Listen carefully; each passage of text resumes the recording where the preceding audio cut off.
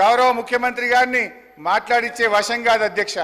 ఆయనను మాట్లాడిస్తే ఇక ప్రతిపక్షం మీద రగిలిపోతారు, ఫ్రస్ట్రేషన్తో పగిలిపోతూ మాట్లాడుతుంటాడు.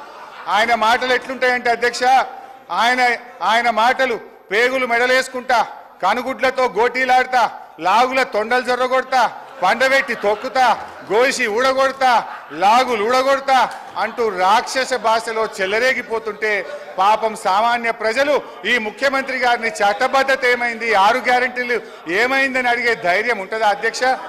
ఒకరోజు గౌరవ ముఖ్యమంత్రి గారు అల్లూరి సీతారామరాజు గారి కార్యక్రమానికి వెళ్ళారు హైదరాబాద్లో. నేను అనుకోకుండా టీవీ చూస్తున్నాను. అల్లూరి సీతారామరాజు గారి జన్మదిన కార్యక్రమం అనుకుంటా వెంకయ్య నాయుడు గారు వేదిక మీద ఉన్నారు.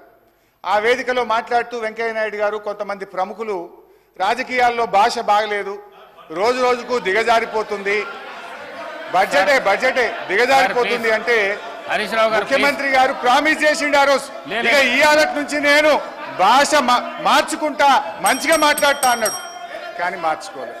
ఒక చిన్న ఎగ్జాంపుల్ చెప్తా అధ్యక్ష. గ్రూప్ 2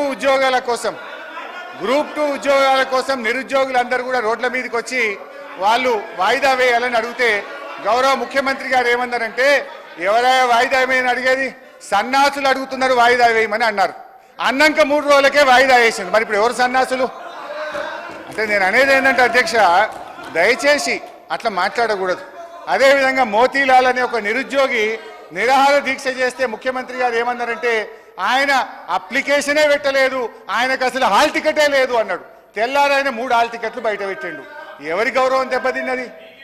మేమనేది ఒక ముఖ్యమంత్రి స్థాయిలో ఉన్నప్పుడు బాధ్యతాయుతంగా మాట్లాడితే రాష్ట్ర గౌరవం బాగుంటుంది, వారికి కూడా మంచిగా ఉంటుంది.